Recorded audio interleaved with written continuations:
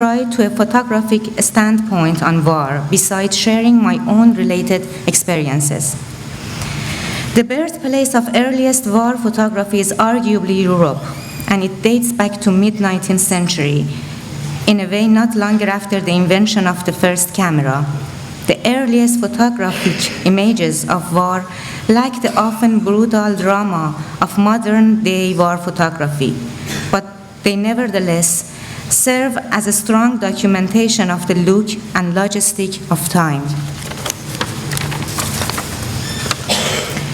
With the passing of time, weapon and warfare advanced, and as a consequence, wars become more and more destructive, spreading their dark, deadly impact at a much faster rate to areas on and away from the borderlines. In parallel to that, cameras and means of publication also evolved. The more compact sizes of cameras allowed photographers to be more mobile. Besides that, they also gradually found much easier access to the earliest form of mass media, the newspaper. Perhaps it was these early collaborations that slowly made the way to what we know today as photojournalism.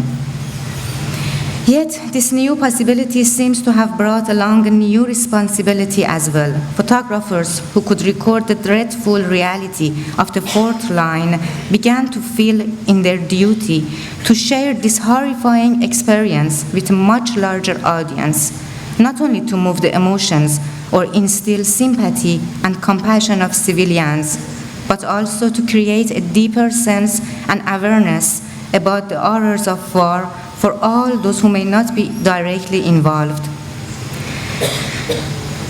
So the war photographer's sharp eye and passionate heart had a new mission. But unfortunately, man's base attitude and desire have too often misused honest efforts of noble people. And sadly, despite their humanitarian intention, the war photographer's sincere hard work slowly followed a similar fate. Shocking war photos meant a strong boost to newspaper sales. Therefore, photos that were taken from an anti-war perspective and were meant to show the extent of human suffering were gradually used for a different purpose as well. It became common for large format war photos to be printed along with catchy newspaper headlines, trying to attract more buyers and at the same time be used as a strong, effective tool for propaganda.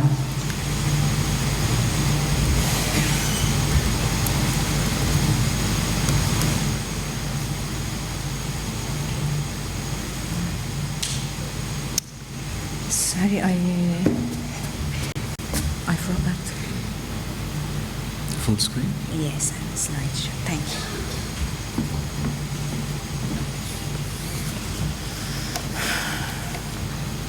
Almost 30 years passed from the Iran-Iraq War, but I still carry a vivid recollection of the wartime photos I saw during the period. Photos that left a deep scar on my mind and soul. In fact, so deep that years later, their bitter memory served for one of my earlier series called My Press Photo.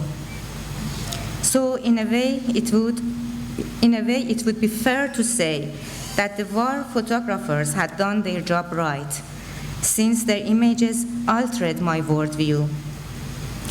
The series' cynical approach tries to express mixed emotions through juxtapositions of modern-time war photos along with much older single portraits of high-ranking Iranian military officers.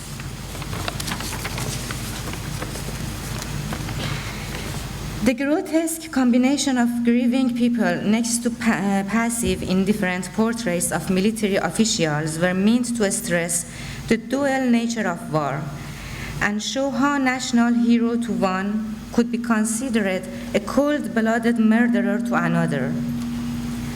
My aim was to make the viewer aware of this contradiction of war. I wanted to restate the age-old message that if we free ourselves from prejudged and biased opinions, we will then realize how difficult it is to label or judge things as right and wrong. Only then we would be able to see how all excuses for a conflict would fade and turn into one confusing and unclear mass.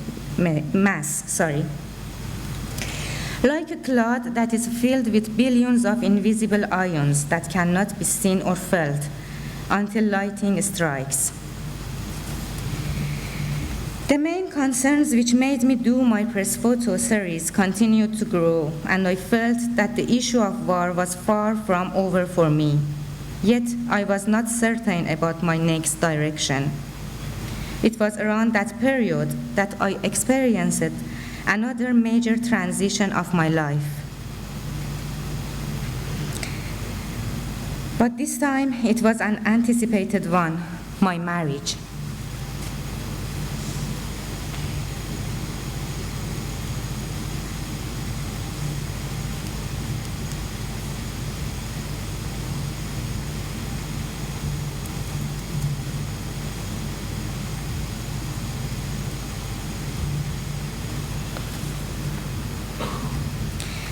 Soon after starting my common life, I realized that although I had got married to a photographer who respected my professional passion, and despite the fact that I considered myself to be a modern woman, I had still become a married Iranian woman that had to accept new responsibilities, most of which were imposed by religious, traditional, and cultural trends.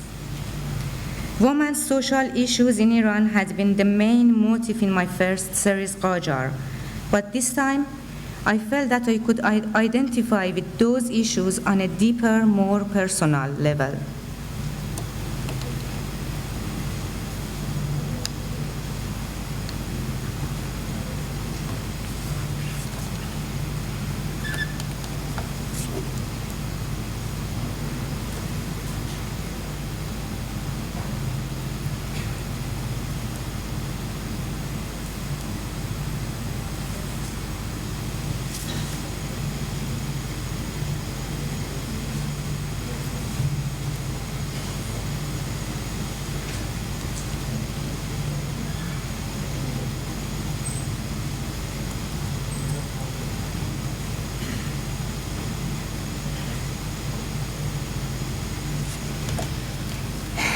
My vague early childhood memories of post-revolution years came back to me. Memories of women demonstration in the early 80s. Women who went to the streets to protest and fight, hoping to win what could sadly be seen as the most basic personal and social rights. They did not win, but it was a brave effort nonetheless. Years later, when I compared my social passion as a woman and a wife to what it was like for women back then, I realized that their brave struggle was not useless, although that was how it seemed at the time. I also learned a sad truth, that wars are not just limited to acts of violence happening around the borderlines of two countries. They thoroughly are the result of our failure to communicate. Wars happen because of one's disrespect and disregard towards another human being's rights and beliefs, and sometimes even worse, his race or gender. Only then, for the first time, I deeply sensed the similarity between the pain of being acknowledged and treated as a second-class individual by my own countrymen with the pain of a wound from the enemy's gun. It is a natural fact that we become less emotional with age, and I am no exception. Quick judgments and decisions, swift actions or reactions are for the young, but the lack in sensitivity could and should be replaced by deeper insight. Trading passionate feelings with sensibility that could give us a more in-depth understanding of the world. Transitions become rarer as we get older. but I have improved with age, since I no longer need direct involvements in catastrophe or joyous events to feel its impact on me.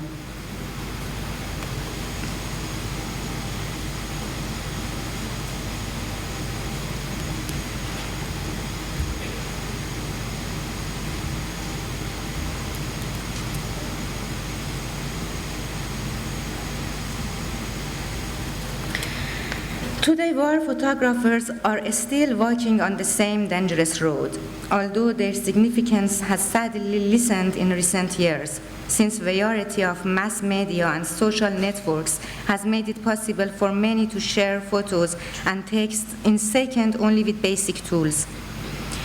Also today I can see and hear about almost all news from my most pessimistic ominous companion, television.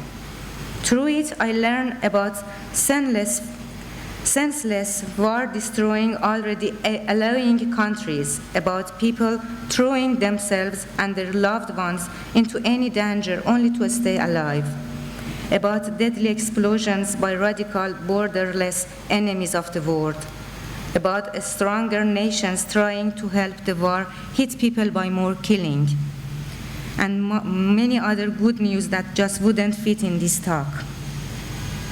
Yet, despite its seemingly sincere, unbiased efforts to make a clear picture, I could sense and see how my cynical companion persistently tries to spread the wings of ignorance, intolerance, and self-righteousness all over the world at an alarming rate.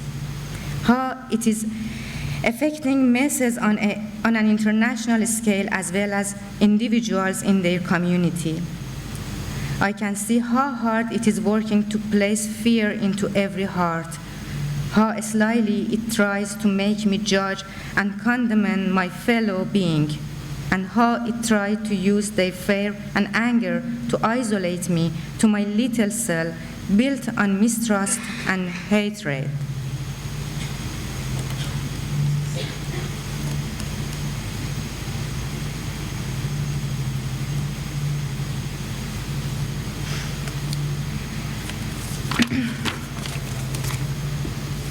Man's brutality is an almost 14,000 years old reality. So it would be naive of me to stand here today and speak of world peace. Yet my life would be most absurd if I didn't hang on to the hope of a better day. I don't have an answer for world peace, but I have found one of my own peace and my own better day. It is short and simple to state, but grave and painful to practice. I learned that facing my own darkness and seeing my own wrongs is the only way for a complete acceptance of me. Only then I can see what part I play in the big picture. Only then I stop looking for someone to blame and hate. Only then I can be accepted of action rather than reaction. Only then I could sincerely pray for world peace. Thank you.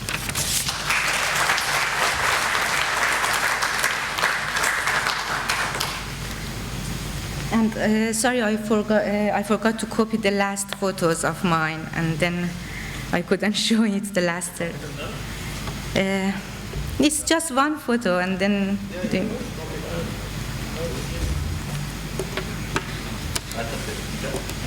I should bring my.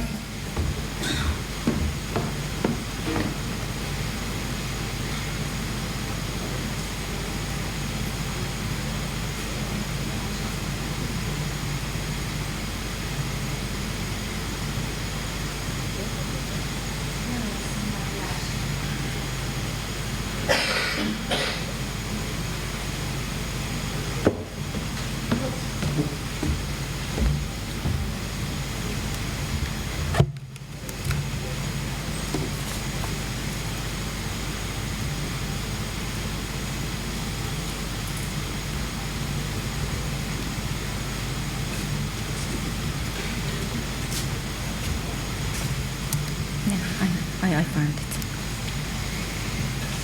it. Actually, I wanted to read the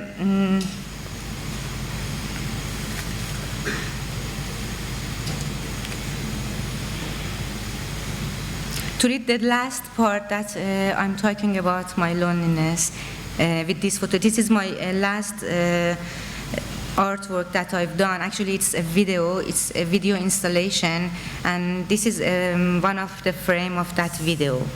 That the story of the video is that I'm standing and many people just walking around me and cross me. And the title was The Long Solitude. That's why I didn't copy it, sorry.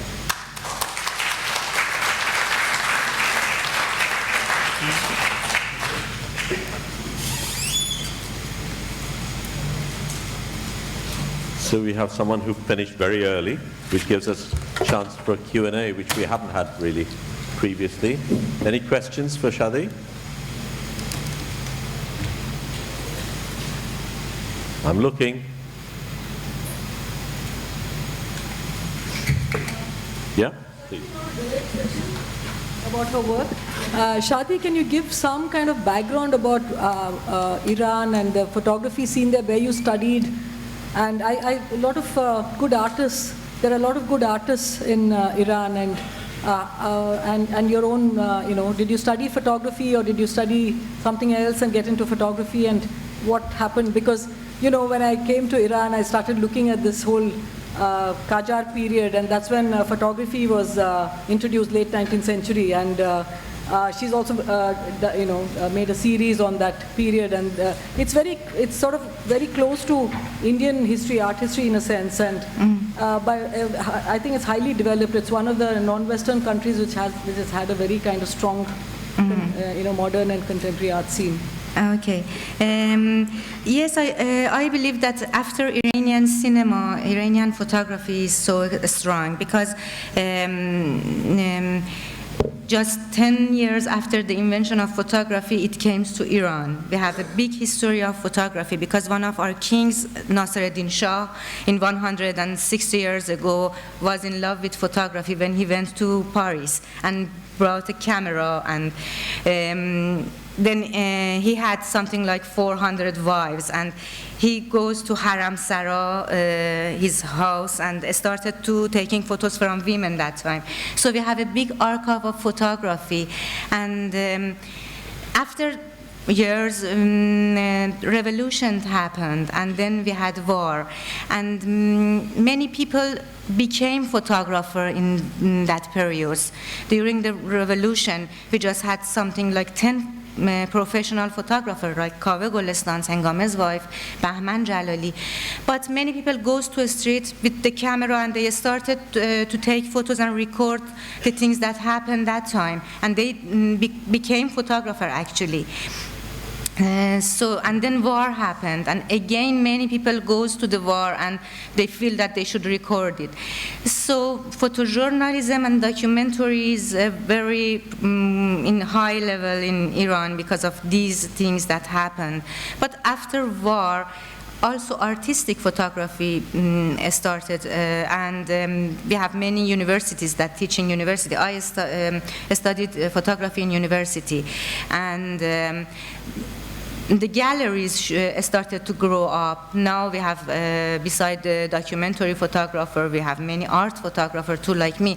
I'm mostly doing staged photography, and I can show you if you want to see my first series. You've seen, I don't know, I think that's because I was here in Chobe Mela. People are familiar with my That was 12 years ago. There's many people who are not here, who were not here then. Yes, or not born here then. Well, maybe, yeah. You want me? You want to show? Yeah, please, go ahead. Okay. While you're doing that, I'll also pose another question, which has intrigued me. No, carry on, you can do that. The thing that surprised me was the sort of role that people like Bahman have played, and of course Kaveh in another way, but the fact that in Iran you have a children's museum of photography, you have a mobile museum of photography, you have photography being practiced in so many ways. And I remember how Bahman used to collect old prints from people coming in from the village to bring prints, and the museum would collect them. So it's a very rich tradition in that sense. Exactly, yeah. We were lucky because we could have very good and professional photographers as our teachers, you know, like Bahman Jalali, like Kaveh Golestan. I repeat these two names because they are very important in history of photography in Iran. And when you have teachers like them, it's very important. For example, I'm not a documentary photographer, but these people realized that I'm good in the art photography and started to help me because nowadays most of the teachers just want to have some students like themselves. But we were lucky to have these kind of teachers and professors that could help us in our way. Okay, we're waiting for your pictures. Okay. Meanwhile, are there other questions? Yes?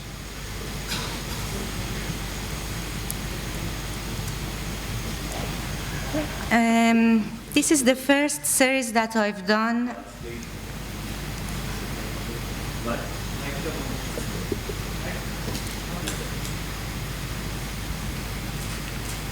And during my study in university, I used to work in museum of photography too, and I was familiar with old Iranian photos.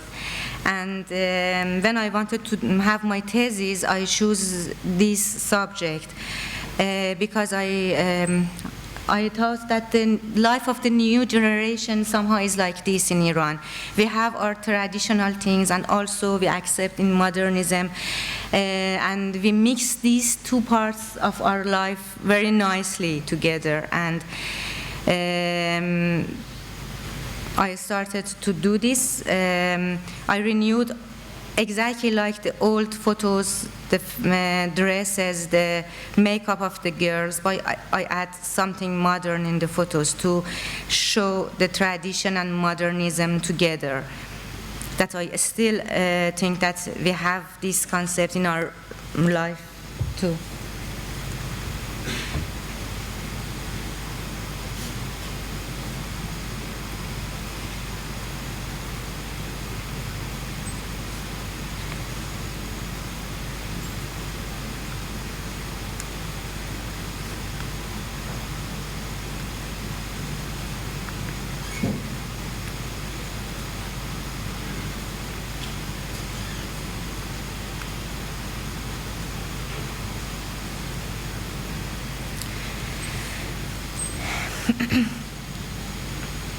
And after this series, I've done the Like Everyday series that I show you. After my marriage, I've done it.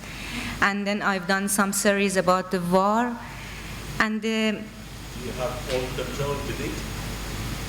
No, not unfortunately. But I have the last series of photographs that I've done, Miss Butterfly. The story of this series is that after the election in Iran, it was 6 years ago, and photographers and journalists was in big and serious dangers. All our friends that were photographers or journalists, they were in prison or they escaped the country and without any return, actually. And I was so worried because me and my husband that time, both of us were photographers, and many times we just stay in the home and close all the doors because they came to the home and arrest people. And during that time, I have a baby. It was 2 years old that time, and we had a very nice old piece about the Miss Butterfly. The title was Miss Butterfly. It was a story about a butterfly that goes to a spider web, and she wanted to free herself because she always talked about appointment that she had with sun, with light. A combination with these two feelings, listening to this story about a Miss Butterfly that it's in a spider web, and the situation that we had that time made me to make this series, and I put the name Miss Butterfly. It was like me that I wanted to close everything and to don't allow any insect to come to my home to maybe arrest us. This is the last series that I've done, and after that, it was the video that I show you one frame of it. You had a question, Julie? Yeah. So, thank you very much for sharing your work. Your series, Like Every Day. Excuse me, no, I couldn't realize who is talking. Oh, that was Julie over there. Sorry. Okay, yes. Hello. Your series, Like Every Day, was part of a group show in 2007-2008 called Iran. Who was the curator of that show? Do you remember? When exactly? It was 2007-2008, curated over in Australia, out of the Queensland. Yes, I think I remember it was a Iranian girl. I don't remember the name. Mandana Mapar something. Yeah. She came to Iran and curated a big exhibition about Iranian photography. Yeah. And that was all female Iranian photographers, I believe. Sorry? I think the show was purely female photographers from Iran. No. It was not just for female photographers. It was for all Iranian photography. Yeah. Thank you. You're welcome. You want mine? Mandana Mapar, yes. She was half Iranian and half some. Yeah. Any other questions? I have an indirect question in a sense. One of the first Iranian photographers I came across with was known more for film than for photography, Abbas Kiarostami. You know, the minimalistic work about his snowscapes and things like that. What influence did Abbas have on the photographic scene? Actually, most Iranian support most Kiarostami's cinema, not photography, because after Kiarostami we have like a fashion that all the director and the actress and actors started to have a photographic exhibition, and photographer mostly consider him as a very good director. But I myself like some of his photos, like the snow ones, and also some videos that he's done. I don't know if you've seen them or you remember in Iranian Garden when you were in Iran. His videos was like a photography with a little movement just. And unfortunately he's not with us anymore, but his photos and his poems and his films are always in the history, remain, yeah. Well, one last question, since I have the mic. How is our young new photographers like Nusha seen in Iran? How do Iranians react to the work that she's producing? Nusha is, in a one word, Nusha is a very brave photographer, very brave. Nusha is very professional to do photojournalist things and documentary, but also we saw some photos of her like art photography, like a staged photography. She's good in all of them, and also her reaction to the things that happened for her is very good. Do you remember the big prize that she had and she couldn't accept that prize? These are the good things that Nusha knows how should react, how should she works, and everybody in Iran loved her.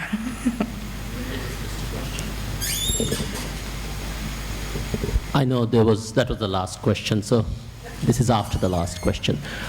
Generally speaking, I mean, you do have a certain regime in Iran, you know, the revolutionary regime in Iran.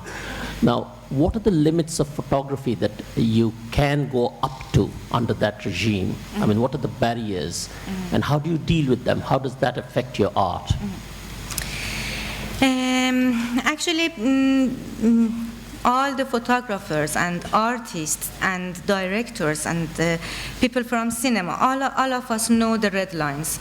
And unfortunately, the red lines are not written nowhere. We just feel it because we know that until when we can go forward and until, where we shouldn't go. And it depends. For example, for me, it's very important to live in Iran. I want to live in Iran, continue living in Iran. So I know that I should do something that I could tell my stories, but in a way that I could show in Iran. All of my first exhibition was in Tehran, in Iran, and then abroad. It depends on the artist. Some of them choose to leave the country and live in another country and do. But these red lines, this is not the things that you come to Iran and realize it. We just feel it, you know. But it's hard for exhibiting our works, for printing. For example, I couldn't have permission to print my book in Tehran. But I could exhibit. Still, nobody knows until I couldn't publish a book, but I could exhibit in a gallery, you know. I don't know, maybe tomorrow everything changes, or opposite of this. We are walking in a razor's age, I think. Well, thank you very much. You're welcome, thank you. Our next session is by Catherine Koenig. It's at 7, so we have a little break. So walk around. There's a food court down there, and you can stretch your legs. But let's be here a little bit before 7, so we can start at 7. Thank you.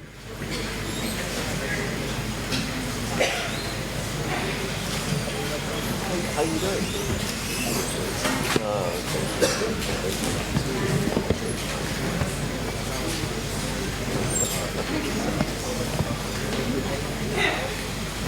Okay.